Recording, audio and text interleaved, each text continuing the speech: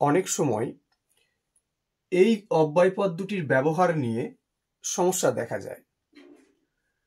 কোথায় কয়ে হ্রস্ব ইকার কি বসবে আর কোথায় কয়ে দীর্ঘ ইকার কি বসবে, এটা বেশ সমস্যাদায়ক হয়ে ওঠে। যখন দেখা যাবে যে প্রশ্ন করা হচ্ছে, যে প্রশ্নের উত্তর হ্যাঁ অথবা না আসছে, অর্থাৎ যে প্রশ্নের ক্ষেত্রে হ্যাঁ অথবা না আসছে, তখন বসবে কয়ে হ্রস্ব ইকার।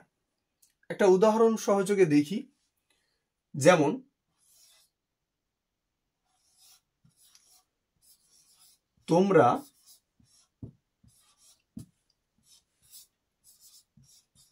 তোমরা কি যাবে?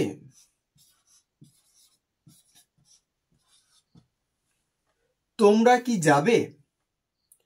এই বাক্যে দেখা যাচ্ছে উত্তর কি আসতে পারে, হ্যাঁ অথবা না। তোমরা কি যাবে? না, যাব না, অথবা হ্যাঁ যাব। তাহলে যখন দেখব কি যে প্রশ্নবোধক বাক্যে উত্তরটি হ্যাঁ অথবা না হবে, তখন বসবে কয়ে হ্রস্ব ইকার। আর কয়ে দীর্ঘ ইকার কি কখন বসবে না, যখন প্রশ্নের উত্তরটি হ্যাঁ অথবা না এসে ব্যাখ্যাধর্মী হবে, তখন বসবে আমাদের কয়ে দীর্ঘ ইকার। এটি যেমন একটা উদাহরণ নেওয়া যাক।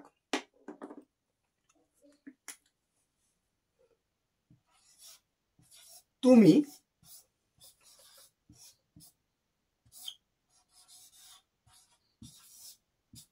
কি খাবে?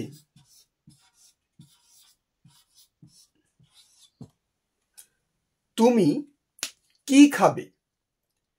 এখানে দেখা যাচ্ছে উত্তর সে কি খাবে, উত্তর সে ভাত খাবে বা জল খাবে বা বিরিয়ানি খাবে বা কোনো খাবার খাবে।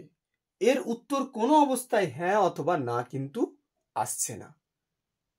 তাহলে আমরা কি জানলাম না, যেখানে বা যে বাক্যে যে প্রশ্নবোধক বাক্যে উত্তর কি আসবে হ্যাঁ অথবা না নয়, ব্যাখ্যাধর্মী, তখন বসবে কয়ে দীর্ঘ ইকার। আর যেখানে প্রশ্নের উত্তর হবে হ্যাঁ অথবা না, সেখানে বসবে কয়ে হ্রস্ব ইকার। ওকে।